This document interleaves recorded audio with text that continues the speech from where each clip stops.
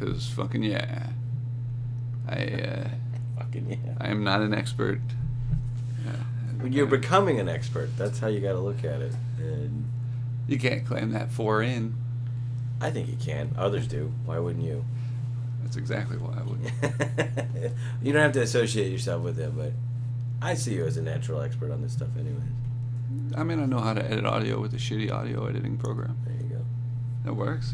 It's something. Hell yeah. So Craig Spivek? That's me. How it's pronounced? Hell yeah. There's a comic here in Trying. LA. Absolutely trying, like anyone else. Yeah, one of the people I met at one of the mics, and we've some. Yeah, I hate advertising shit, but I think there's good advertising and bad on that. That's what everybody tells me. I mean, with them, yeah, it's like if we were to say, "Oh, we met at the Walmart theater," I would probably. There's a Walmart. No, I know. But the point is that I would not say that. But yeah. I understand. No, but in the sense of because podcasting has a history of advertising being associated with it. Yeah. And everyone I know that does podcasts is like, you gotta do advertising, man. You gotta do advertising. Well, I mean, that's how they monetize, and then. Right. That's how they make their living. Yeah. Slinging whatever. Right, and then it turns into. I mean, there's full podcast studios now that are equivalent to like a Warner Brothers or something of that nature. Right. Where you're hoping to get picked up by the majors, I guess. Really? I don't know how else to describe it. I don't have any inclinations for that. It'd be nice, but it'd be nice, but I'm uncomfortable. God knows. No, but you need to have sponsors. I think. Yeah. Maybe I don't know. There's a couple that don't. That I think. Well, I mean, one of those, but. Some people use it as an arm of marketing and stuff for their own stuff, so they don't really concentrate on the monetizing aspect. That is one of the reasons that people say do anything social media, do anything podcast, do anything, because it at least helps keep people who are into your shit there. Yeah. As if we're all fucking very much farm animals that need to be led around all the time. I am. I try not to be. I guess we all are to some extent. Yeah. I mean, we're treated like that. I don't know. If I see myself as that. open pastured, I suppose, or I get out of the gate a lot, and please let me out of the gate, and then I'll come back and be in the gate. I think. If you remember where the gate is. If I even. That's the whole point. Is they feel it's like a stickiness or whatever in marketing douche language. Right. I admit I would have a big difficulty with the attempt at monetizing this experience, because I believe that it puts you in a certain headspace where you're like, okay, guess who I want, who can I attract, and then you start thinking in terms of numbers, and does that lead to artistic compromises and stuff, just to get I just have no interest in doing that. I'm open to the donate button if people want to donate. Absolutely. People want to just give you money, okay, that would really help out. Right. But I'm not gonna take money from a company that's trying to just whatever. No. Whatever they're pushing, even if they're pushing stuff that I like, even if they're, it's my favorite fucking whatever. I still don't. I don't feel comfortable. Nor should you. I mean, no. I mean, to each their own. If people want to promote the Walmart Theater. It has a big show this weekend. I no doubt there will be a Walmart theater inside a Walmart. You know what I mean? It'll be great. That's another thing I hate about even when 11, you're 12, and 13. There. Even when you're trashing something, you are technically still advertising it. Of course. So I have to say the additional, never go to a Walmart.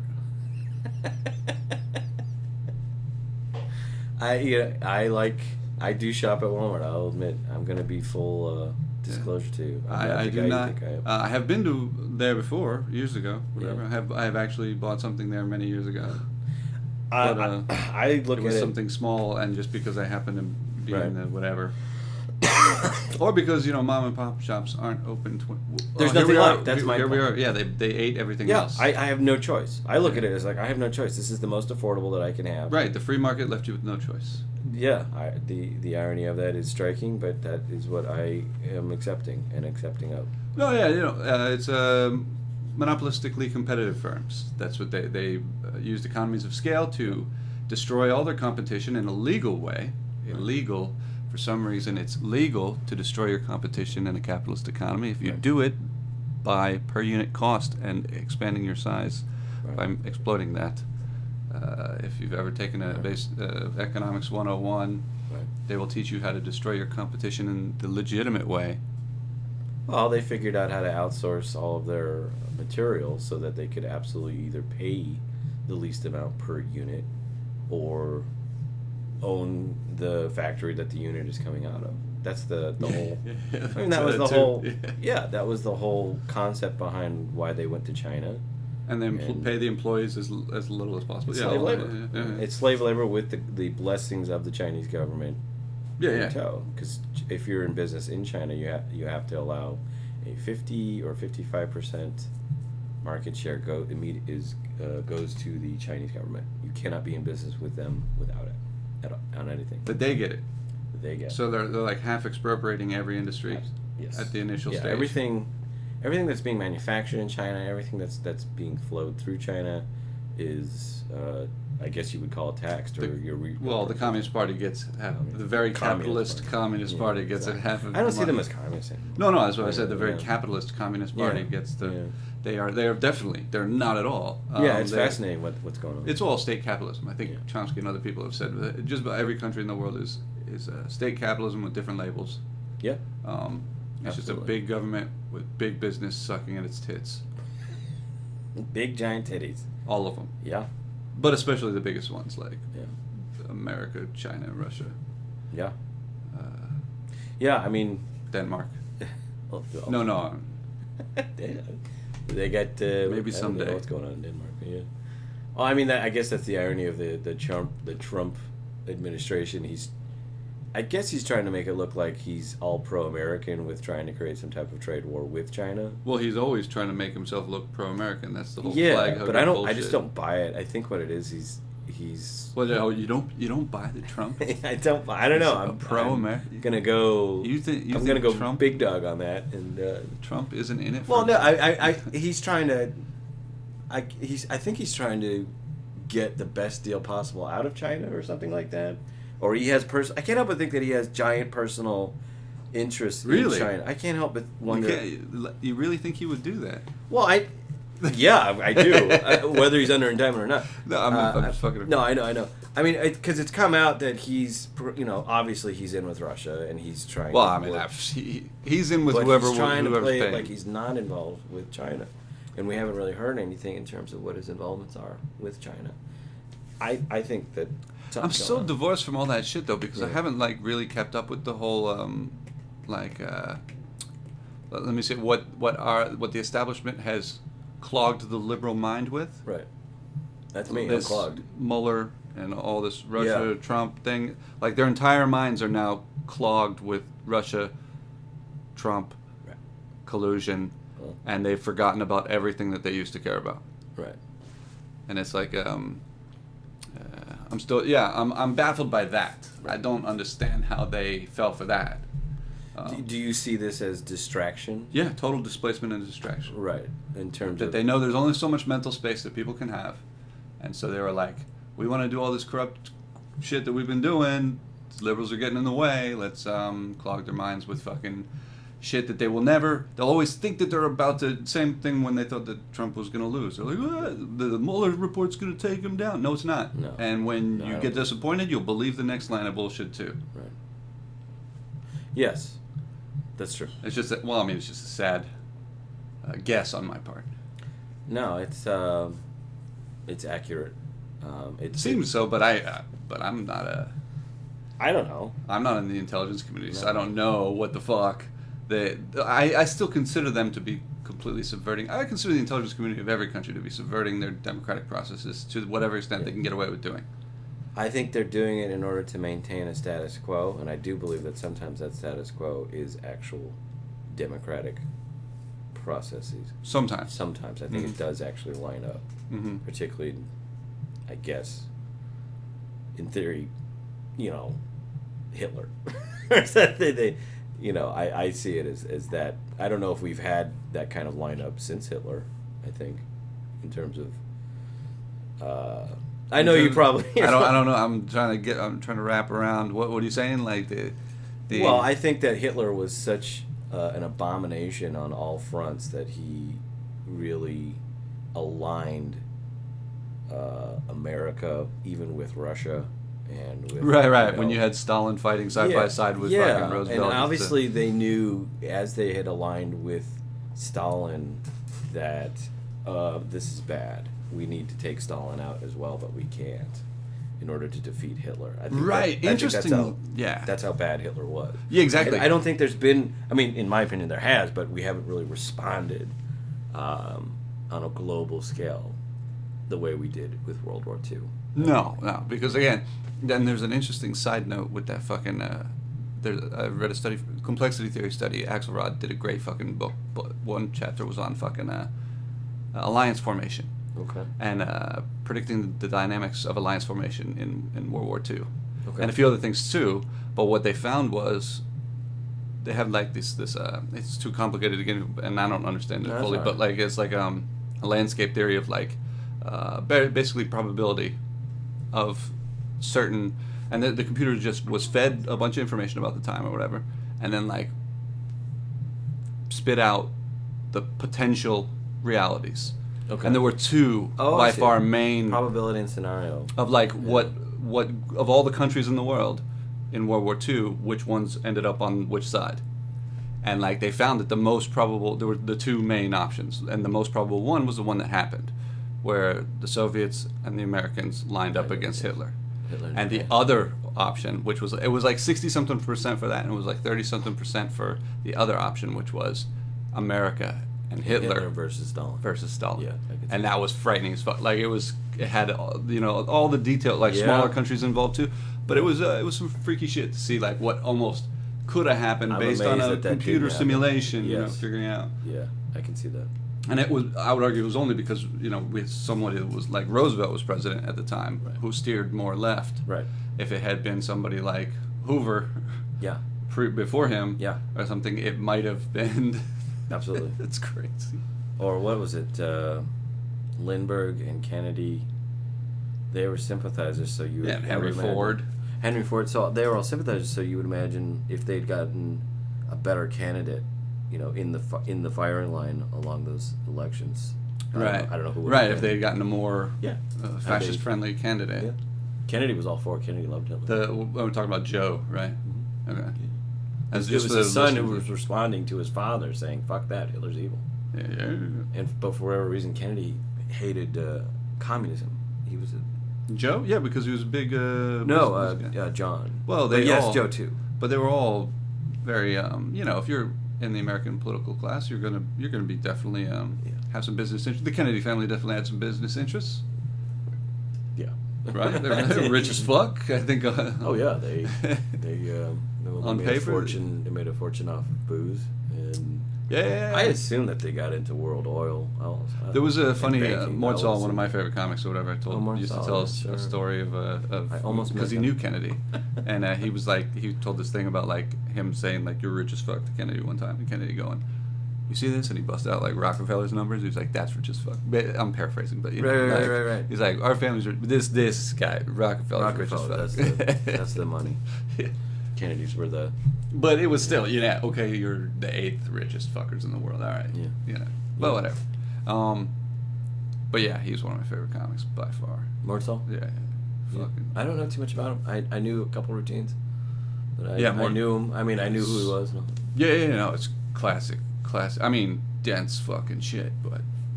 And he doesn't say shit ever. Yeah, it was. I mean, it was. What was it for a time? It was Mortzall versus Lenny Bruce. No, they were friends. I know, but there was like that friendly. They did shows together all the time.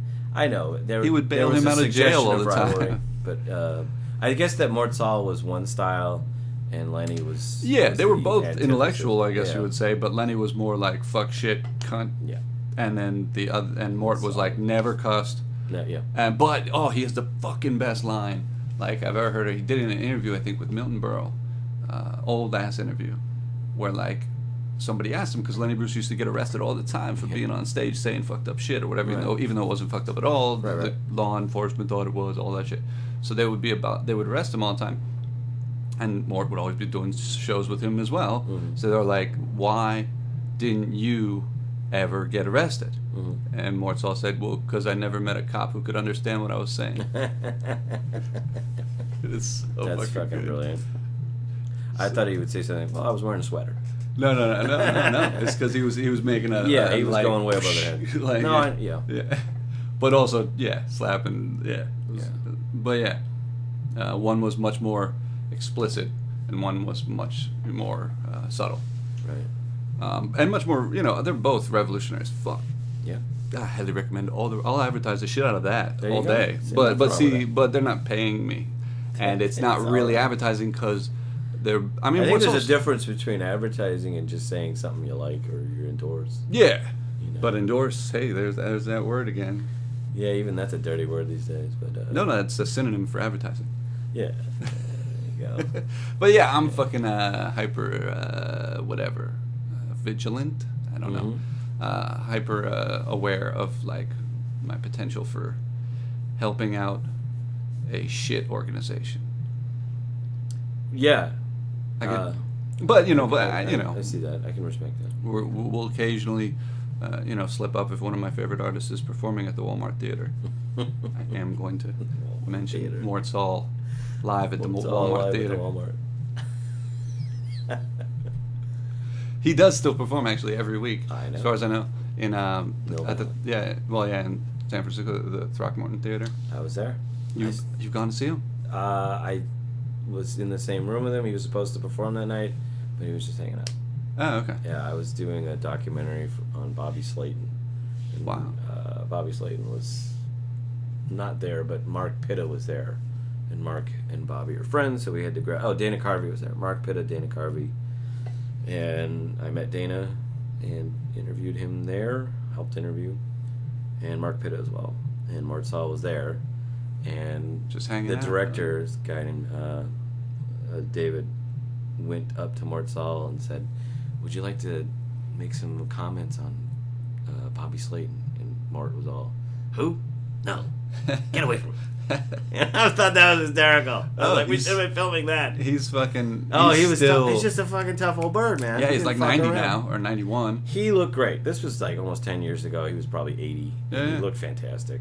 And he's Oh yeah, sharp no, as a even tack. still, Didn't fuck around. I think he went up. I think we had to leave, but I think he went up that night. because he does the The show. Throckmorton like- is an amazing fucking theater. Yeah, and they post the little room he's doing the shows in for people every week free, Yeah. or whatever. I think it's like a suggested donation or whatever. Right. But yeah, they post it on Twitter and in fucking Periscope, so you can like watch it live. Yeah. There's some overlap between the sets, but it's a lot of new shit every week. That's amazing. It's just his fucking genius at 90, 91, whatever the fuck. Can you believe that? And I mean, no, yeah, it was the one of the times that's because a they do source of inspiration. they I do think. yeah they do a Q&A at the end or whatever where the audience can ask even Right. people on Twitter and shit, and like one of the people who was in the audience one night was like a neurologist, a psychologist, whatever, like someone who was a expert on the mind. Mhm. And they were like because you know how much free association he does and bouncing around in between like nested loops of fucking material Sure. back.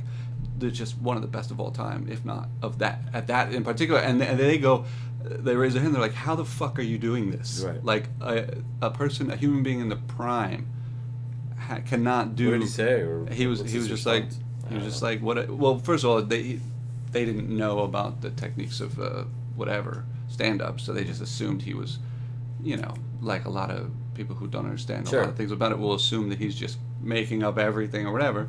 But he is a very quick in the moment person or whatever. But like, yeah, so they were coming from somewhat of a point of ignorance, but still, he said something to the effect of, I just I'm just free associating, just kind of like It's bouncing amazing. around and like, but it's also his gigantic intellect and experience in Does doing he it. do politics still? Does he? Yeah. he's Oh yeah. all Oh politics? yeah. Politics and philosophical, but not like shit politics. Not like fucking late night TV politics. Right. Right. He Yeah, he's shits so on cool. that, and he is very much smarter, much more in Wow, depth. That's great. I would love to hear him just take a dump on the talk show or the Yeah, whole he talk does. show format. And, Yeah. There's Jimmy Fallon's and the Yeah. Jimmy Kimmel's all the and stuff that is just- mainstream advertising television. Yeah. Like I understand what they have to sell vacuum cleaners. Yeah. They have to appeal to Midwest Yeah. grandmothers. Right. They can't offend Midwest grandmothers, which is even worse than appealing to them is appealing to their offense, Right. which is fucking horrible. But yeah, Yeah. it really is. Yeah, Midwest grandmothers are ruining I guess they have culture. their pull and say in the world. Yeah, because they won't buy a vacuum cleaner from somebody who says "fuck you." When they should, you should always. You should go out of your way Yeah. to buy the fuck you vacuum cleaner. Yeah. I used to say that, like, when people would get, like, if there's a small bar, especially, people, whatever, there's not really a freedom of expression in a lot of venues because they're businesses and they worry about losing customers. So I would often say to people, hey, if a performer gets, like, banned from a venue or whatever, you should, because people will, it's usually only one dick, one idiot in the crowd will go up and complain to the manager and then be like, you can't have this person here, or I will not come here. That people should get into the practice of, in the same way but on the opposite side of the coin, going up to managers of bars when there's a contentious person, whether you agree with them or not, and going, listen here, fucking manager, if you ever ban somebody like this, I will never come to your establishment again. Just out of nowhere, just, apropos of nothing, as they say. Yeah. Just this, to flip that coin, that we want contentious, fucked up material expressed in public. Right. And we don't want the business interest of losing customers to get in the way of that. So we want more customers to be more active on the front side of that and be like, hey. Do you think that could ever happen? Or? Yeah, that's a cultural norm that could get started quite easily just by some asshole saying it on a podcast. Here we go. We just said it. Yeah. Listen here, assholes. No, it's the kind of thing, like, if people got in the habit of doing that, because there's always going to be one or two idiots at any venue. Right. And I remember, it doesn't matter what side of whatever thing you're on. Like, I remember, people who were, like, very supposedly liberal and all this stuff or whatever, and some comic would get on stage that was saying stupid shit. Like, I remember, shit that I disagree with, totally. Right. But I was just sitting there, I'm just waiting for the next dude, whatever. Right. Couldn't give a fuck. Still watching. I'm not storming at it. They all, their monocle fell in their champagne glass, that whole thing, and they walked out. Poppycock. Yeah, exactly. And I was like, what was the point of that other than, Right. So, whatever. And again, I still feel that, like, the anti-authoritarian side benefits always from contentious expression guess being allowed in that public.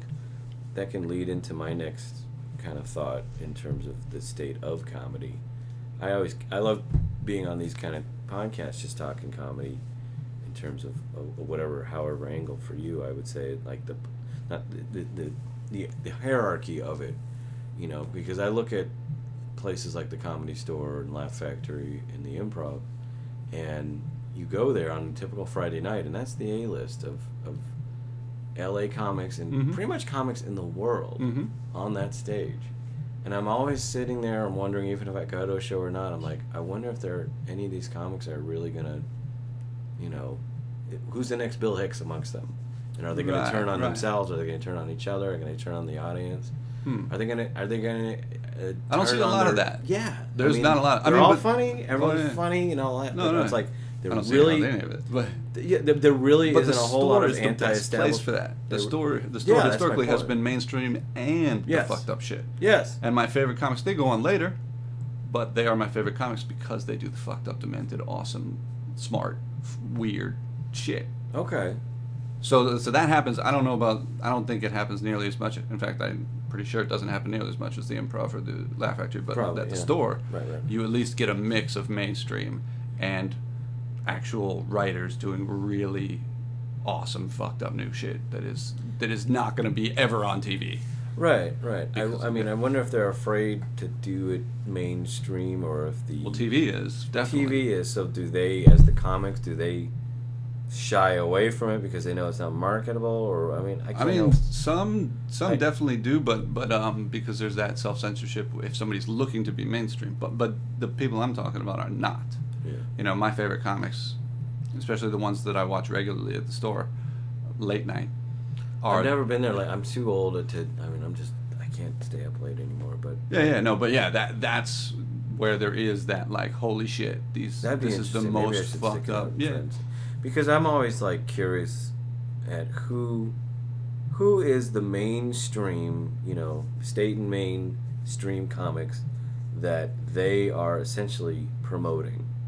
And it's always a list on Instagram of who's on the main stages and all that stuff. Yeah. And so you get an idea of who this sort of fraternity is, and it's a kind of a revolving door, but we see a lot of the same names week after week a week.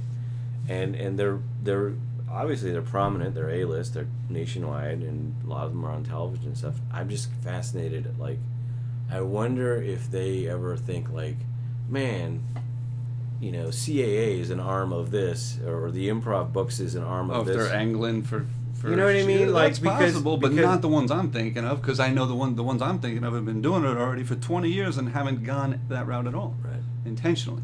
The Pepitone. Sure. Fucking, and then, of course, Eddie Pepitone. I mean, Holtzman and Barris are, they've stayed at that club for 20 years, closing the main room and the original room. Do they go after, like, corporate structure and things of that nature? No, Holtzman occasionally does. Yeah. Occasionally. I would be curious to see. But there's no, to your original point, there's no level of, Carlin or Hicks or anything like that. Like, I mean, the closest is Stanhope in the world, and he's just not an LA comic or whatever. But and even still, he's not. He would say himself. I think he's said before, he's not like that. But yeah, there's and then there's newer people like Jimmy Dore, who's more of a commentator and like a comedian / journalist or whatever, independent investigative journalist, whatever, or not investigative, but like, I don't know if a show host.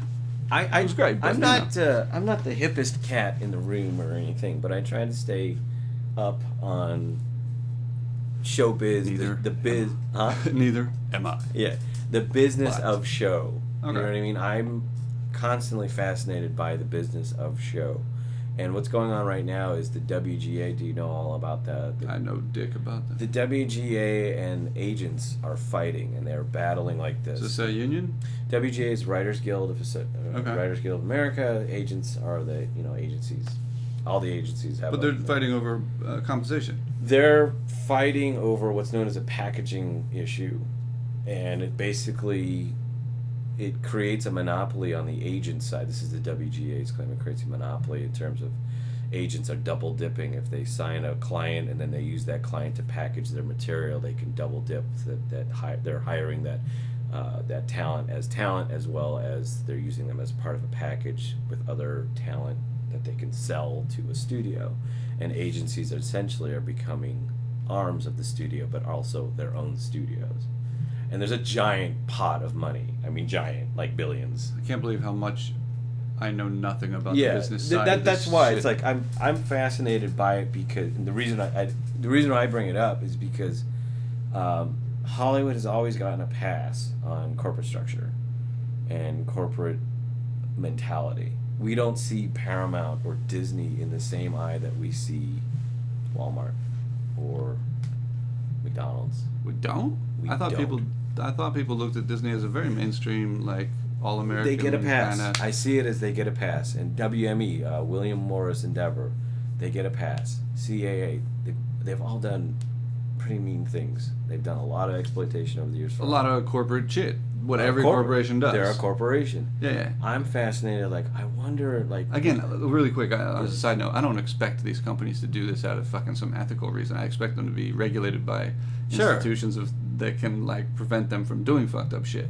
Right. Like, which is that, it's not, I mean, the corporations should behave well, but what fucking That's pressures... not going to happen. Well, yeah, what pressures... If there's no pressures to make them behave well, they're not going to, so that's really right. the... But yeah... That's but what's happening. That they're... Essentially, agencies are formulating a monopoly to where even less market share will go to talent. Okay. And that's... To me, that's fascinating. It's like, well, comedians are right there with that. They're all involved in it because they're all on the writer side. It's like, I wonder, like, are there going to be comics that kind of speak up on this stuff and really go after the brass and the networks and the agent? You know what I mean? Like a Lenny Bruce kind of type of comic who's going after whoever the head of Viacom. Well, not about this particular bickering that's going on now, but the whole system. Both. I would say start small and then because it's going to go up the chain. I think. Yeah, but really aren't they're both? I mean, I support the writers, but aren't they both fighting over money? They're both fighting over money, and Yeah. and the WGA is the type of organization where I believe in it in theory. This but is like players versus owners in sports. I'll never be able to join the WGA. I don't write anything that's of consequence enough to get sold. You know what I mean? So it's like I don't really have a dog in the hunt. You know what I mean? No, but I I'm support fascinated. fucking I want to. writers' ability to fucking I'd like make a to, yeah. living. I would like to. Yes. Yeah, and again, like that's where the source is. Yeah. The administration of an organization likes to take all the money, Yeah. as opposed to the source of the profit of the organization, which is the actual And contributions made by the minds that are doing it. I think that they are glossing over the fact that there's multi billions. I mean, as many billions involved and on the table as whatever at any other Fortune 500, and they kind of gloss that over because obviously the media controls what we see and hear. Yeah, but and they're not going to bring up. Oh, and by the way, our bank account is this. You know. No, but everybody knows that these. Do they? That Warner Brothers is a giant, very wealthy corporation. But do they do the math? I can't help but wonder that there's just this giant disconnect where we're just not. Well, there's also the things that I think that everybody knows. Everybody do not know. Yeah. Does not know. I suck at grammar. Yeah, it's you know what I mean? Like it just. I oftentimes give people. I mean, I bring this up to you because I know you're the deepest motherfucker that I know, so I can't really thank talk you. to anyone about this shit except. Well, yeah, you. but then again, I also know dick about the minutia of the process. No, but you know the process business behind it. You know. Yeah, the large. You know the scale math shit. behind all of it in terms of what. Because I'm trying to strip the face off of it and say, you know what? It's not a fucking entertainment company. It's a fucking company. It's a corporation. It's a conglomerate with an agenda, with a board of directors. Right. It's accountable to a stock owner. Yeah, and some entertainment companies also are half weapons companies. So it's like, Right. I mean, and that would Right. probably be the other side of it, where they're just, oh, clearly this is what they really are. And Right. entertainment Yeah, is yeah, an yeah. arm of it, but Yeah. oh, is that right? Do they supply arms or what's? I mean, one of them, I thought, I don't know the current structure, but I thought General Electric had. Oh, right. Yes. was Well, part- General Electric owns NBC. Yeah, and so they. NBC, Universal, GE. Yeah, so that's all connected to the weapons division. Oh my god, I didn't even think of that. Like I forget what subsidiaries they are, but historically speaking, General Electric did have some holdings in the war business. Let's say. Yeah, no, of course they've had giant defense contracts throughout, probably since World War One. Yeah. I would imagine. Holy shit! No, I didn't even think of that. But yeah, I mean that's a great way to look at it. Great example. But that's the more large scale shit. You know, again, every corporation is going to act in the fucked up way that it acts without some sort of check on its power. Right. And again, every government organization as well is going to act in a fucked up way without a check on its power. Right. These, I have often joked about like how, you know, the historically Democrats and Republicans or whatever arguing over, you know, it's big business versus big government or whatever, and they're, you know, one will complain about one and one will complain about the other, but as I suggested earlier, it's really the whole game It's the is whole- big government with big business sucking its tits, taking as much of the money out of the taxpayer, you know, supported Absolutely. whatever as they can.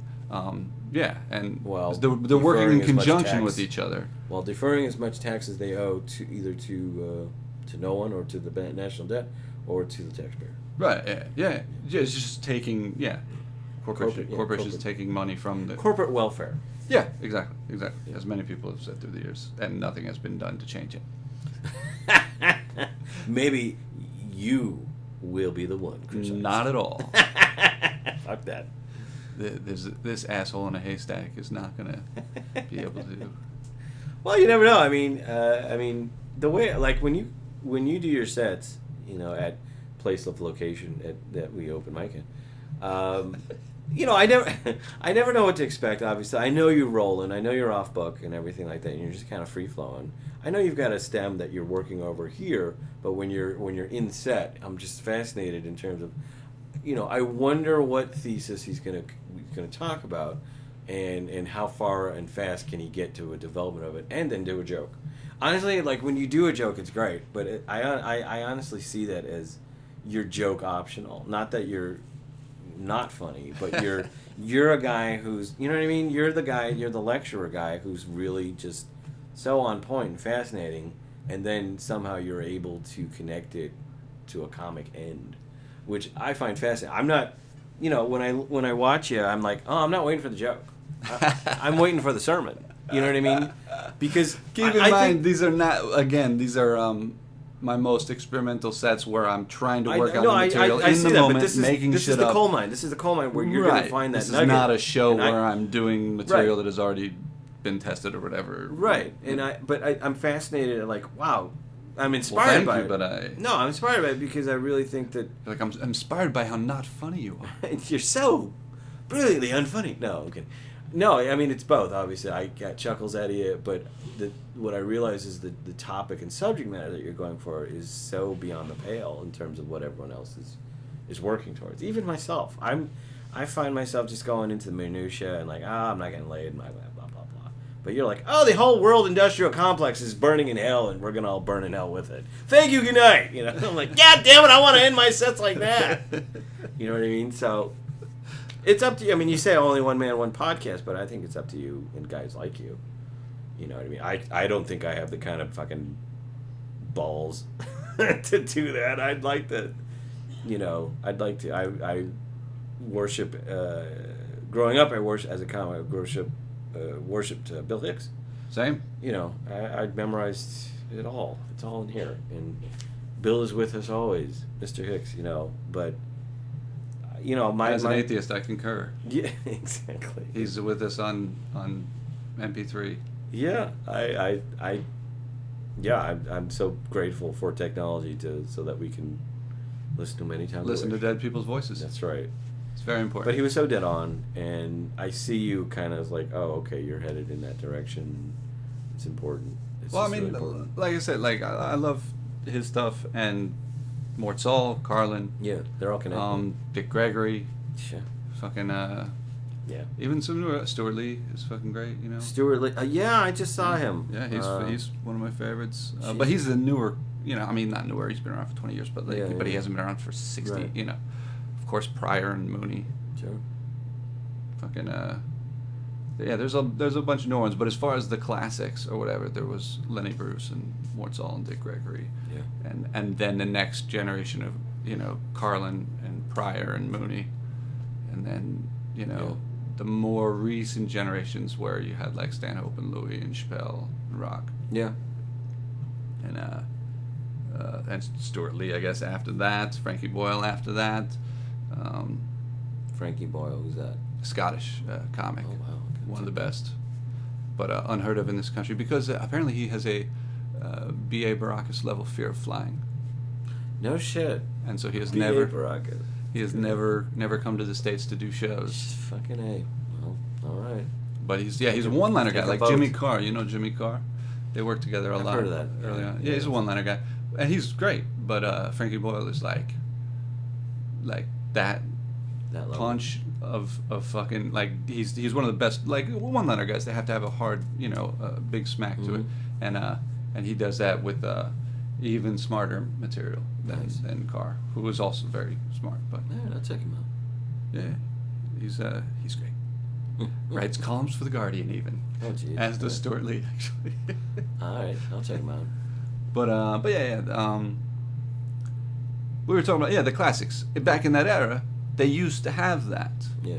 But also because they used to support each other too. That was one of the things I talked about with people or whatever when it came up or whatever. It's like Mort Saul and Lenny Bruce would have never been anywhere unless Steve Allen had fucking pushed them, sure, put them on TV, got them whatever, pushed their,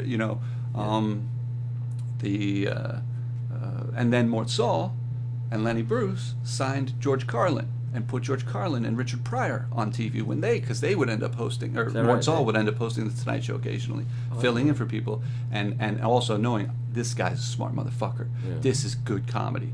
This is not bullshit. Right. And so they would put these guys up, and then of course Carlin and Pryor put people up. Right. Like I don't see Pepitone being put up on TV by like. That's kind of my point. You know what I mean? Like in the same sense. Yeah, there hasn't. It always took artists of a similar type to build. And Rodney Dangerfield did a lot of that good shit Yes. too, pushing Bill Hicks even up, Yes. and other people, Jim Carrey, a bunch of people who probably would have gotten somewhere, but like Right. Dice, Dangerfield got a lot of people out there a There's lot huge quicker Dice, than they would have Kinison, gotten. Dangerfield Yeah, Kinison school as well. of- Dangerfield got Kinison out there. Yeah. So like there used to be comics who really really pushed the fucked up shit. Yeah. and it like the On store the does. mainstream Yeah, level. exactly, And exactly. That's my question to you: is why can't we see that, and why aren't we seeing it? Well, because there's been generations since those, Dangerfield. But do you think that's a dead, corporate decision, Kinison's or do you dead. think that's a personal taste? Well, decision? it's a. Are they still scared I think of it's vacuum a cleaner sales? cultural. Or is it, There's that, but I think it's cultural. A lot of those guys are gone now, or without the power they had. Mortzall famously talks about spoiling his thing, because when he had the chance and was really in with the Tonight Show and stuff like that, he had Jim Garrison on to talk about how Kennedy was assassinated by the CIA. Is that right? So yeah, he pushed that, and Carson was pissed, and they had a I big didn't falling know out, this. and Mortzall was not. Jim Garrison was on the Tonight Show with Mortzall as host. No, that Mortzall got him on the show. Mortzall got Garrison on. Yeah, Mortzall was on the fucking in Garrison's, like, he went to work with Garrison because he was friends with Kennedy. He was really pissed when he was killed. He thought it was fucked up, so he went and worked with him on the case and helped him get my God. public I appearances didn't know any of this. and interviews in front of the whole nation that really blew up the whole conspiracy angle or whatever. So yeah. He was Wow. he was. Solid. But he got very blackballed that by was the it. fucking industry. So that would explain why after about 65, 66, I guess. Yeah, he was on TV a couple times in the 70s, and then later his own sort of thing, a couple times in the 80s. Right. And then, they kind of were like, fuck you. We don't want this guy who's, exactly, balls. So yeah, he definitely went a Lenny Bruce YouTube? route, but with more. Is there YouTube of that, like with Garrison on there? Yeah, there's the whole Tonight Show where Garrison was on. I gotta watch that. I gotta watch. That's. And there's definitely shit my with jam. Mortzall, old interviews with him talking about it on Dick Cavett or one of the other things. All right. Yeah, all right. it's some interesting fucking shit. I guess that's kind of my point. Or So not some my of them point, got but pushed out. In that sense. how I would like to think that because of our glorious Constitution, that we are protected. And No. It takes cultural actors to promote other cultural actors of a similar Right. type. At which the Dangerfields. I don't see the people who are left. I don't know. Maybe that is how Pepitone gets a Netflix special. I don't know, because he's got one. His new one, I don't know if it's coming out. But my point is I don't that know how dangerous he gets. I don't. You know what I mean? I know that he's. well, his new one, I'm stoked for it because it seems to be some good fucked up shit. Yeah. And I've been seeing him do great. live sets, and he's fucking awesome. But I don't know to answer the theme. I don't know what venue he's coming out on in terms of widespread appeal. Okay. Or if he's just going to be putting it on YouTube or whatever. I don't know. But yeah. The point is, there aren't a lot of people, as far as I know, in the TV and movie industry of the mind of it's Steve just- Allen, yeah. of the mind of Lenny Bruce or Mortzall or Carlin or Pryor, who are like, or Dangerfield or Mooney, who are like, because Pryor, as I just heard Don Barris the other night talking about Paul Mooney, because on stage, because he was like, he knew him from the store for years, and like he was like when they wanted when SNL first started and they wanted Pryor, he was like, Pryor had conditions, and there were I won't go into all the conditions, but one of them was that Mooney writes on the show, Okay. for the thing, and Mooney wrote some of the best sketches of all time, in that episode, The Richard Pryor host one. yeah. Mooney wrote those. Mooney wrote the word association sketch. Oh my God! I Yep. didn't know that. Yeah. Holy shit! Yeah, Paul Mooney's. You'll be the highest paid janitor in America. Please just don't hurt me. Yeah. Chevy Chase. Oh yeah. Holy shit! I memorized that one. Yeah. I remember listening as a kid Yeah. on the Saturday Night Live album. Yeah. And there was another sketch too. He was Don last night was talking about, it was an exorcism sketch or whatever. I don't remember it. What but if it would be a black preacher? Well, it's based around Pryor's routine about the black exorcist. Okay. If- Which Mooney also helped write some of Pryor's material too. Apparently. I've heard that. So I mean, in the stand-up bit, it's just, what if Richard Pryor were the exorcist priest? Okay. Priest, he'd be out of there. As Right. soon as he Okay. Hello, goodbye. That's it. and then in the SNL version of it is just prior, like, you don't talk about my mama that way. Right. Beating up the girl. Fucking great. Fucking so goddamn funny. Hell yeah. Yeah, and so yeah. I don't know to what extent, there aren't necessarily Jane Fondas in the culture right now that are actively That's my question. Anti-authoritarian where are artists. those? Yeah. Which I'm not vying for, by the way. I'm just saying, like Pepitone and people out there, whatever. If there's good shit out there, because I know there are some great fucking comics across this world. There's few, but I know of a couple, that are, what would be considered revolutionary in like an artistic sense and a philosophical sense. I'm curious to hear them. Yeah. I think that the marketplace is starved for it. Well, yeah, but the corporations behind the marketplace don't necessarily want that. They want to keep people starved. I know. Figuratively, culturally, and literally. Yeah. And that's right. As I say many times on stage, that is, yes. Desperation is the engine of our economic system. Yeah, it's based around exploitation and hate, I think. Well, largely, actually, I saw Richard Pryor say that in an argument around a long time ago in the 70s or something. He said, like, that's what it's based on is they use racism to separate people. Separate them and then keep them poor. And now you have an underclass that you can either exploit or use as a cheap labor force. Mm-hmm. Well, that's exploit. Exploit sexually and all that. Well, okay, yeah, the Everything. whole gamut of exploitation. Yeah. And so now's the time when we take a bunch of pills.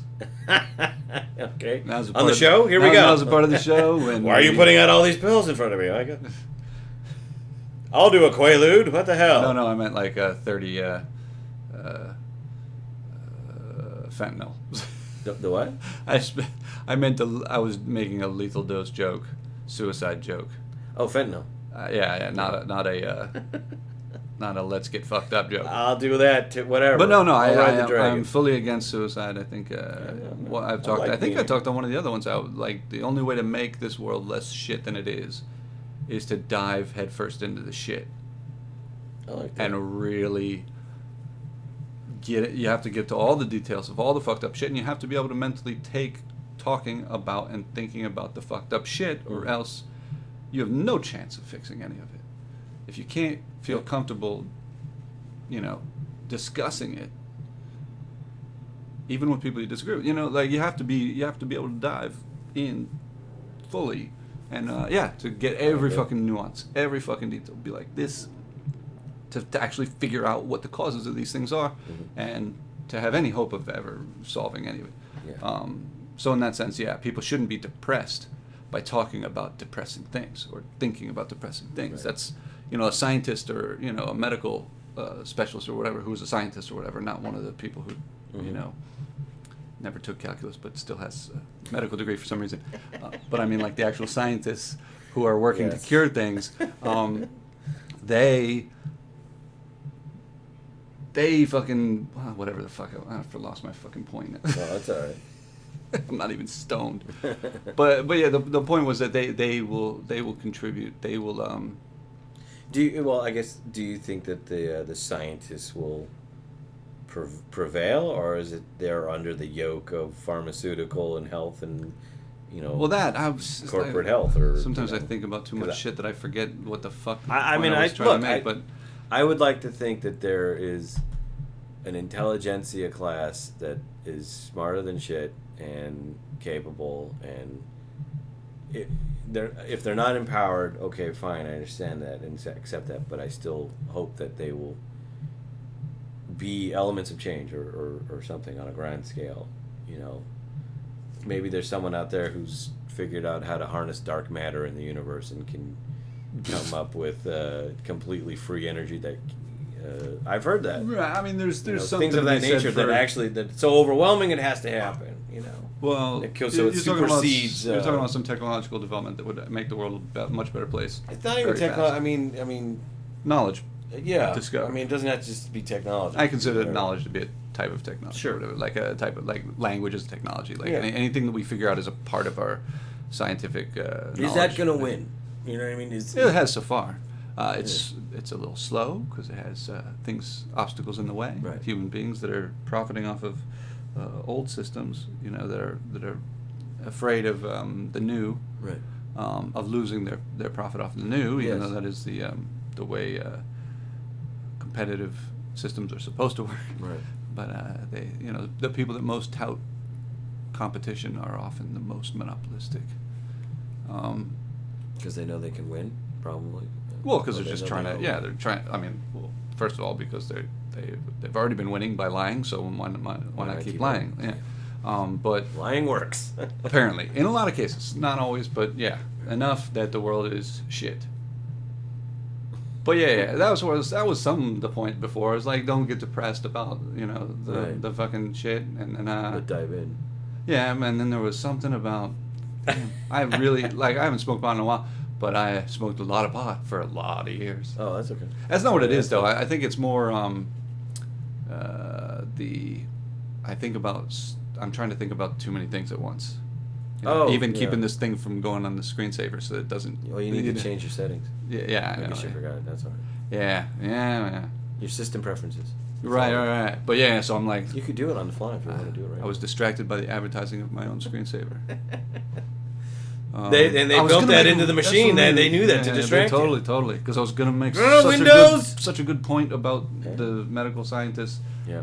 discovering some shit, and I forgot entirely what the fuck it was. I'm thinking in big thought just to get the conversation rolling, but I mean, I just get my anger is usually fueled from the intrapersonal up. You know what I mean? So yes, I get. I don't mad. know what you mean.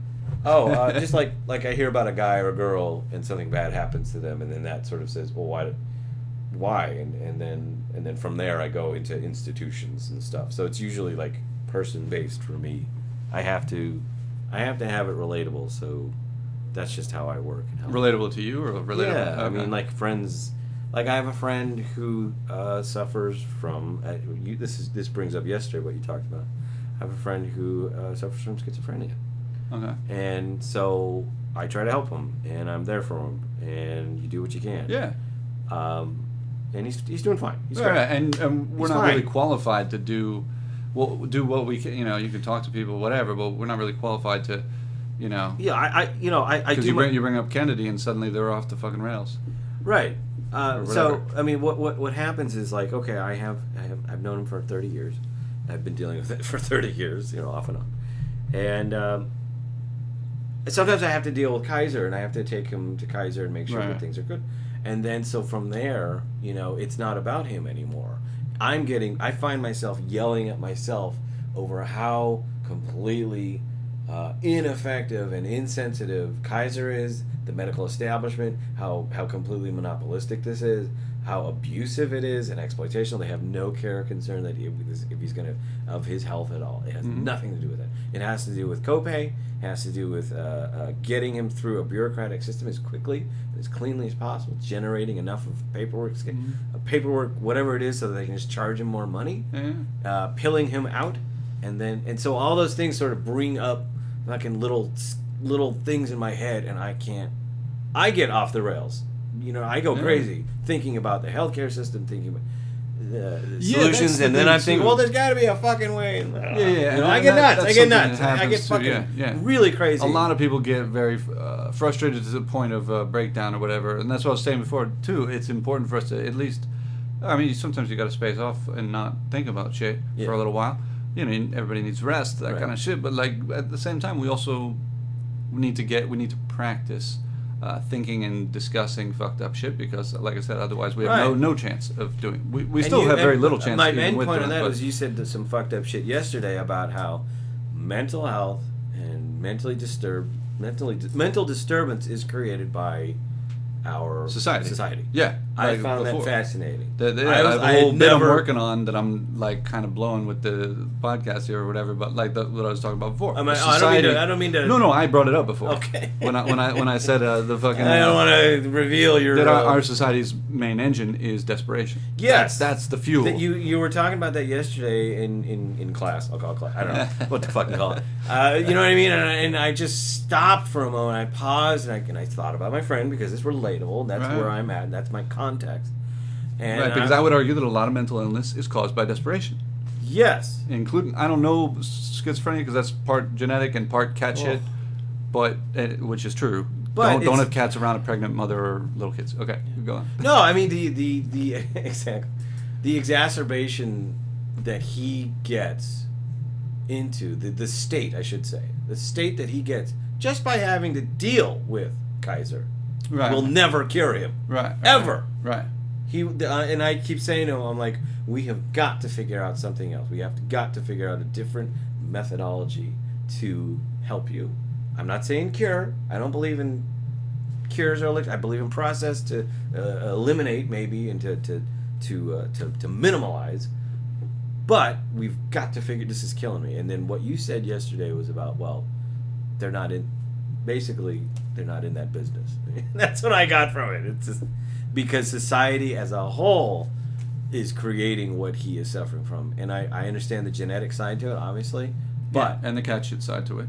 But in general, yes, there are societal influence, especially for things like depression and anxiety.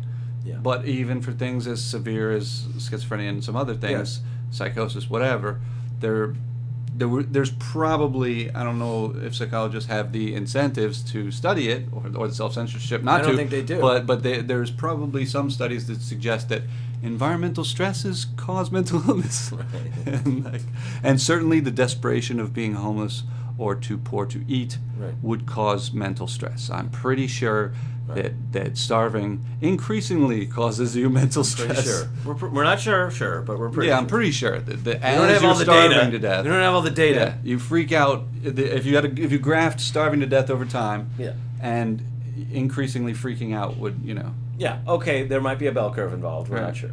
There's some. It may even be exponential freak out.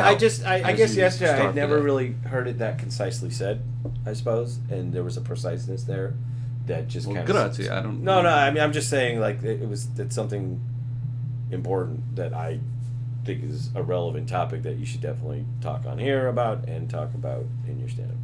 I don't know why. Yeah. I'm trying to work out the bit, but also I'm just trying to go big and small. I'm trying to relate in terms of like I'm interpersonal in terms of how my friends are affected by something, and then I go Norma Ray on this shit. Most of the people I know are on drugs for anxiety or depression or whatever, and I'm like, I used to be, but I'm somebody's not. making a shit ton of the corporations making a shit ton of money off that shit, Absolutely. And it's like what. And that's no the thing no too. one's happy. It's an unproven thing too. That's the thing about mental illness is like they act like they're as airtight, solid as physics. Yeah. But they know dick about any of this shit. Really, like I've argued on my most recent stand-up album. Psychology is a very young science. Most people, I included, hesitate to even call it a science because there's no math. It's all science. Real science has mathematics that can like back shit up and experimental And that data. is your background? I'm sorry. Briefly. Like I used to tutor calculus at a college or whatever, but like, so I know some level of math, but a low level considering. I don't have a full engineering degree. Okay. Not even close, but enough to where I could tutor differential equations at a college for a few years. You already lost me. That's what people say. But the point is, psychology is a young science, but they act like it's as full of knowledge and exact knowledge as physics. You're building a spaceship, they know exactly how much rocket fuel, they know exactly what metal needs to be designed to make this work. They act like they have the same certainty in psychology, or at least they dish out drugs for profit at the same rate as somebody who would, say other medical professionals that dish out drugs that are more. And I don't mean that people are like, this decreases your blood pressure by 17%, whatever. That's also bullshit, sort of profit making off of unproven or negligible improvement sort of science. But as far as mental health treatment with pharmaceuticals, there's not nearly enough information. I would suggest they would suggest, because they're paid to, they would suggest I'm wrong, but I would suggest that maybe the profession needs a lot more empirical validation before you can administer a drug that is potentially suicide-inducing or whatever the fuck these things are. It definitely fucks with people's minds. Right. And now in the most extreme cases I can understand, but they are overprescribing the fuck out of this shit. Like, yeah, because they're making money. That's the profit incentive. That's the big money. Yeah. I mean, I think that. I mean, can you imagine if, I don't know, either Kaiser or, I don't know, a slew of psychologists, psychiatrist types came out and said, we're the problem, and we're willing to help, but the real problem is society. You're creating a society where you are encouraging homeless. You are encouraging debt. You are creating an environment where there is no chance for sanity in a substantial proportion of the people. We are full. We are up to our capacity as psychologists and as mental health workers and professionals. We are capped out, and you're starting to blame us on increasing I don't think psychologists at all address the social aspects. I say on my most recent album that you can freely listen to on my YouTube channel, there's an advertisement for ChrisHeist.com. Well, it's not. They get the only way you would have gotten this podcast was via the YouTube channel or ChrisHeist.com. Okay. So it's a pointless. Problems up. But the means. In that sense, I talk about how the intersection between sociology and psychology, where like the intersection between like what's going on in our minds and the environmental stresses in our society that cause that shit, you know? Yeah. And it's that a lot more I would attribute to environmental factors than to I think that's important. Biological factors. I think that's important to state and to emphasize. And for psychologists to address to our society's leaders the impact that inducing desperation on a population has, which I would argue is severe, beyond severe. By having the desperation motive or whatever. But that leader could be like, good, that's good for business. Yeah, it is good. I mean, I would argue that right they're leader would wrong. say, okay, we got to do something. I can see how that it will do some level of business, but I would say that an economy based not on desperation and starving people to death would do a lot better. I can even try to demonstrate that to them, but they're not interested. Because again, if you have a big pile of money that you're making already, why would you risk it to make even a giant more pile of money if you've already got a certainty pile of money? There's a whole present value of cash economics aspect that gets in the way there. But yeah, I would argue that medical professionals should definitely speak often and loudly about the role that desperation plays in our society. I think that's that we feed on it. I think that coming at it from a collective, which it's, in my opinion, very Jungian, if you think about it. I don't know much about Jung. Well, Jung is collective unconscious. Collective unconscious. That's all you really need to know. There's an archetypes that we're all sensing underneath the surface. Oh yeah, but why can't that be the foil of society? But and he was more figurative. I mean, like there's actual like you could draw a differential equation up about like just like in physics. There's a forcing function. There's something's putting a pressure on people. And if that pressure is not there, the mental illness goes down dramatically. I think you need to get your dry erase board out and make it happen. Look, man, it's up to guys like you. You think I could think of that shit? But see, I don't. I can sit around in a podcast and make fun of that shit and make it be funny. Yeah. But you're the guy who's at the nuts and bolts shit. I can come up with the idea, but I can't airtight proof the math part. I can't do shit with that. I can't construct that differential equation, but I know people who could, so I should maybe shoot them an email. You don't know what you can't do, baby. That's how. Well, my point is that there are people that are very highly trained in that. I could tell them the idea, and they could try to draw up equations, and then we could send it over to the psychology department, and they could tell us a big fuck you. Here's how I see it. I could write a pretty good dick joke, and you could too, because we're comics. That's what we do. But you get me a good 10 on this side and 10 on this side of my inner circle, 30 of us, and we're just in this fucking anvil room, and we're like, we need the most ultimate dick joke by 5 p.m. We're ordering in. You can bet that fucking dick joke by 5 p.m. would be fucking killer. Same shit goes for you with this whole differential. No, I'm just saying other people could do it. That's all I got. If there's any people with a PhD dick joke equation I can. Yeah, if there's any people with a PhD out there in mathematics, make it happen. Make it happen, please. Damn right. Let's get the Let's get some math into the field of psychology. I agree. I Other absolutely than agree. bullshit statistics. I mean, that they have right I now. can't tell you how much how much suffering I've seen on the side of people who are sick, both mentally and physically, who are desperate for help, who want help, who are in need of help, and who are just getting clobbered by society at home. Right, because they're trusting authorities that are supposedly authorities because they're wearing lab coats, whatever. Right. Classic Milgram But they're- experiment shit. But oftentimes they're just money Yeah, makers. and no shit, it got to the point with my friend. I was like, we cannot utilize this is not a resource for you anymore. That's how bad it is. Right. Because it's the amount of help they're giving versus what It's they're charging. minimal. No, yeah. Yeah, and then that's the thing too with the psych drugs or whatever. They act like this is the solution. Here you go, Take a $5 pill, grand. take a pill, Take you'll be this fine. every day, and It's not gonna work. I guess they're trying to placebo them in a way. I've heard about that. I mean, that's corrupt anyway. That's not an excuse. That's, What does that tell you? Yeah. You know, Jesus. Yeah, that's literal snake oil sales or whatever. Actually, that's metaphorical snake oil sales. There are people who get really pissed about saying. I incorrectly use literal on purpose now because there are people who, literally. he's literally He's chopping literally his balls incorrect. off. He's literally chopping. Yeah. Shit. It's That- all right, that- Mort they're Saul. I'm gonna investigate some Mort. I haven't. Yeah. Oh, he's a I've done badass. Selene, but I haven't done Mort. He's a And, badass. They're both badasses. But yeah, the society will continue. All society is kind of like moving in the direction of pumping the accelerator in terms of the pressure that's put on and causing people more desperation. Yeah. Which is one reason that for the increase there's also the overprescribed thing of mental illness because you can sling so many drugs and make so much money.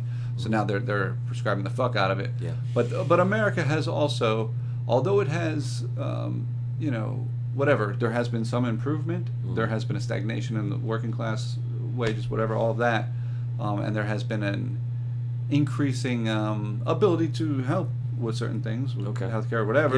Yeah. But no, but I mean, Sure. but if you have the money for course. it, if you have the money for it. So the point is, because we have the capability to do more, we now have to do more, and we aren't doing as much more now that we have an increasing capability of doing more. And there's, I was not touting. I was suggesting that just because we know more does not mean we are doing enough. Right. And the system needs to fucking be adjusted. Be adjusted. Slightly, because desperation is not a good engine. I mean, it works. It definitely works to a certain extent. You can profit the fuck out of desperation. Yes. But I would argue that you can get a lot, even more. I'm not coming from a communist angle here. Right. I'm coming from they could actually make a shit ton more money if you didn't have as your main motivator, do this or starve. Right. Out in the subjected to the elements. Right. Right. I think that I think even psychologists have like one of the better ones, Maslow or whatever, had his hierarchy of needs or whatever. Maslow? I don't Just know an this old psychologist from the 60s or 70s or whatever, but he had a hierarchy of needs where a person is a fucking blubbering mess below a certain level, can't really do much of anything, Right. or substantially incapacitated intellectually, Right. if you're struggling for survival all the time. Whereas if you have some level of safety and security, you have some level of emotional maturity, you have some level of cognitive ability that you've been working on, and there was this whole hierarchy of needs or whatever, and at the top was like self-actualization, some shit. It was a little hokey, Right. but it also represented But it it showed- had some had some If you're experimental not so data behind desperate. it. Yeah. So maybe they could, psychologists out there, anybody with a math PhD and a psychology PhD, Absolutely. I'm sure there's some dickhead somewhere with that who could be like, yo, take Maslow's shit, mathify it, and fucking, Mathify that Maslow shit. and somehow make the argument for corporate America that they shouldn't be whipping people anymore. You should Or just incentivize people with, Destroying people and destroying culture, in my opinion. Yeah. Incentivize in other ways other than violence, coercion, desperation-inducing. So, I agree. No, you're preaching to the choir on that one. Absolutely. no, I know. I don't think any of it will be done. By the way, Of course I have Doesn't mean you years can't. and years ago talked about the lag between knowing the solution and applying the solution. Yeah.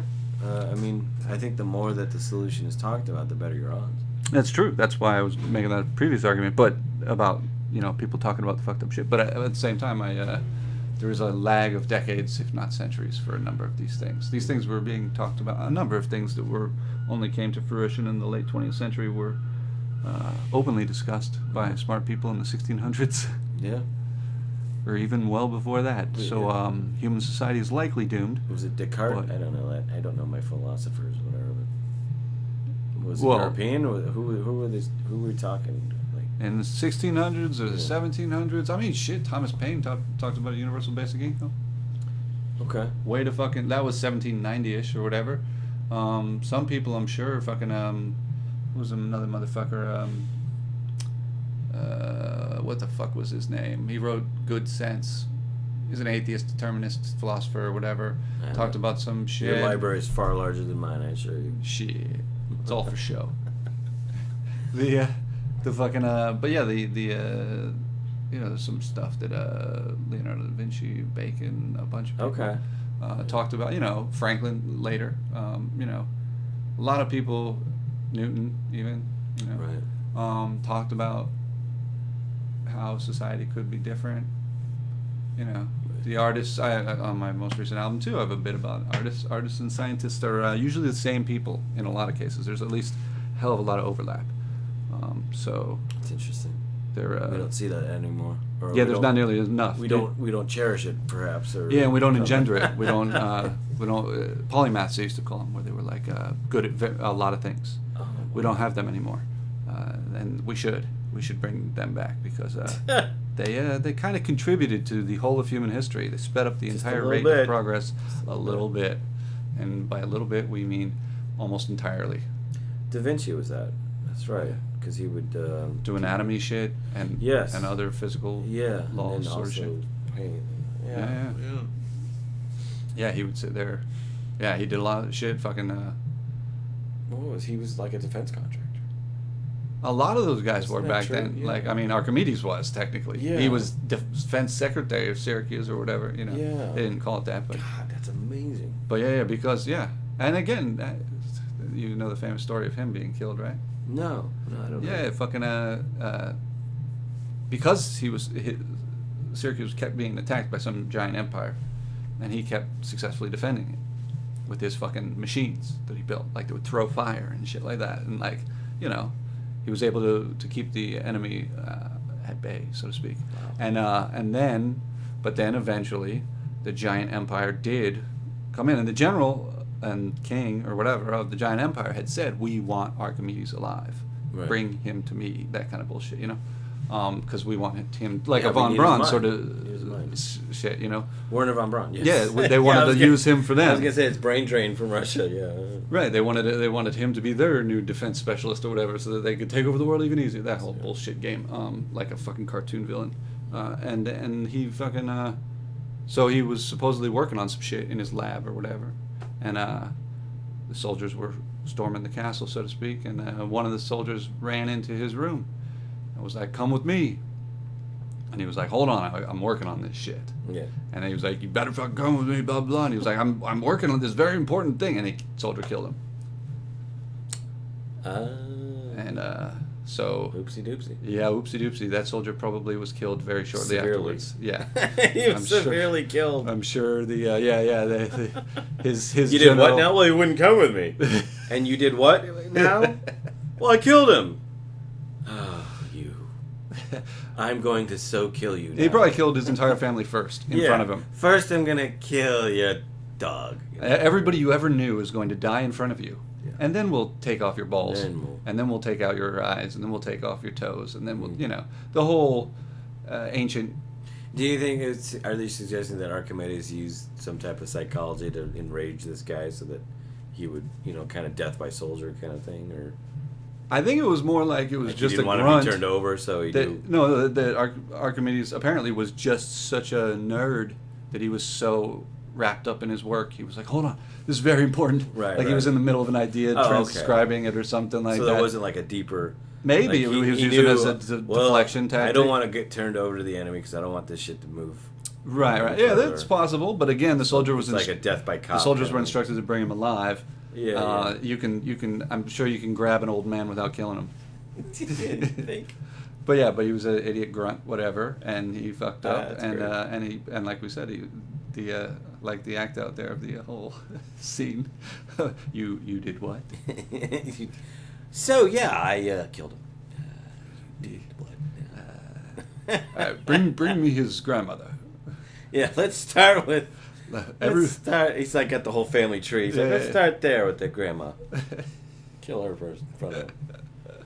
Work our way down. Yeah. That's about right. I don't know. Yeah, no, it is very possible. I mean, maybe. Yeah, we don't know. It's probably somewhere. I would like to see. There's probably the minutes of that meeting. I'm sure.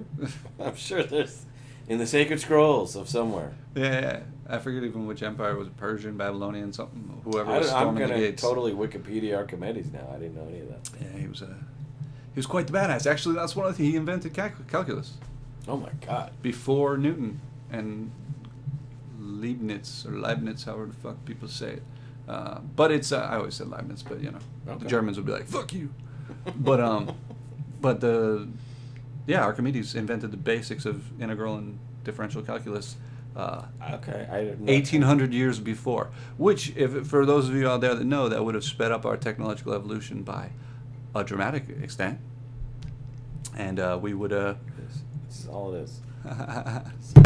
Well, but yeah, we would be hundreds of years in the future, essentially, Is that right right? now. Yeah, it's very possible because the foundation of engineering is calculus. Like the very foundation of all of our modern progress, the Industrial Revolution, started because Isaac Newton and Leibniz discovered this calculus thing. These other guys took it and ran with it. Once you can build machines with moving parts, and calculus is all about measuring moving parts, Right. rates of change, and stuff like that, you can immediately, like the exponential expansion of machinery is pretty soon after that. And you're saying that Archimedes invented it 1800 years before? Yeah, they found the scrolls And why, and shit. but why wasn't it out? Or Apparently, it No was one- minimally because the limits with transcribing shit. There were a few copies apparently in the world, But that was and it. they were burned, either lost in war situations like that shit, Yeah. or when the Library of Alexandria was. Alexandria. So it wasn't. It still would have taken, like when Isaac Newton discovered it in like 1666. It still took like 100 years to get shit going where there was Sure. actively building complicated, to whatever extent, agriculture, machinery, that kind of shit, low level, but the progress had begun, the movement or whatever had begun. So like at that time, it probably would have taken 300 or 400 years to get, but that means that what happened to our world in the 1800s might have happened in the 500s or 600s. Might have, at least Yeah. to a lower extent, but we course. would have learned a lot more about engineering and other things earlier. We still might have been fucked, like as far as gathering. This is all speculation on my part, but it's as far as gathering minerals and stuff. But again, once you start building machines with moving parts, because you know the math of moving parts, you can kind of You're gonna you learn a progress lot really quick. exponentially. I mean, once you learn calculus, which is why one of the other arguments I make, you discover gravity. Like people give Isaac Newton credit for discovering gravity, and they should. But I would argue it's easy as shit once you know calculus, because it's all gravity is an acceleration. Right. So once you know how to correctly measure rates of change, and the primary ones of that is fucking velocity and acceleration, you're going to notice, all these fucking studies of rock drops, gravity's an acceleration. Holy shit! And then they start figuring out a bunch of other shit. The ball gets rolling. Right. And interestingly enough, of a metaphor, that's how Galileo did his gravitational Right. measurements. The ball gets right. rolling pretty quick after you discover calculus. So, like I said, it would have taken longer than 100 years, maybe 500 or 600 years. But I would say that I'm speculating, but I would say we could have been a lot further in the future right now, if it weren't for that fucking one soldier of the Babylonian army, whoever the fuck it was. That one. Something tells me, like, I don't know, there probably would have been 10 schmucks behind him. Yeah, exactly. You know what I mean? It's very like possible. There is a certain determinism to something. things it would have been difficult again, like that landscape theory of like probabilities of alliance formation in World War II. There could have been some other shit that still stymied it. Yeah. But maybe not. Well, I go back to the Library of Alexandria. It's like I look at that as just an event in which, well, clearly that was a big one in terms of what halted a lot of progress. So I'm willing to just, even if had it gone to the emperor and all that, I probably it erased a lot of knowledge. Of course. Now again, idiots there should have had duplicated a lot of things and put them. They probably in other did, but cities. they probably all put all the duplicates at Library of Alexandria. No, you gotta. No, not all your eggs in one basket thing. Yeah. They should, and some things And were. a lot of soldiers were murdered. What did you do? Right. Again, other Because people, even librarians. What did you do? Like, you put it all in the same You place. did what now? So that the Christian fundamentalists could burn Get it his down. grandmother. Did you? Yeah. But they did. Yeah. But there were other places, even in the Far East, as they would say, or whatever, in India and Asia, or China or whatever. There and some other places, probably in the Middle East or whatever, Babylonia. They had some of the stuff, but most of the Greek and early, the Greek progress or whatever was wrapped up in that fucking central library, and the Christian fundamentalists deleted that file. Deleted. Yeah. Wow. Well, hell yeah, man. Yeah, we got enough? Yeah. I'm doing approximately an hour, a little over an hour, whatever. Oh, I figured, I don't know if because I like 3-hour podcasts, but I can't do that. yeah, I mean at this point, yeah, I'm trying to figure out how to even fucking post these things. I think all I can do is YouTube. Everything else costs money. Yeah, I agree. So for now, because of upload time. Well, send me a link when it's up. Yeah. Thank you for being here. Well, thank you, Craig Spivek. It's been an honor, Chris Heist. You got any? See Spivek on Instagram. That's it. C _ Spivek. No. C Spivek. Just see Spivek. Okay, hell yeah. I think it's a capital C, but I don't know if that matters. Probably not. I don't think it is. Spivek. All right, hell yeah. And well, Chris and I will be open micing together. Figure out where we open mic together. Hell yeah. We don't want to advertise the places, but Keep it quiet. But yeah, if you Too happen to expensive. stumble upon us doing mics around the Los Angeles That's area, right. we and a great many other comics are doing that regularly. Come out to shows. We could use more audience at open mics Damn right. that aren't comics. That's right. Why not? Why wouldn't you? It's a cheap show. All right. Yeah. Thanks everybody out there for Thank you for listening. Thank you. It's been an honor to be here. What?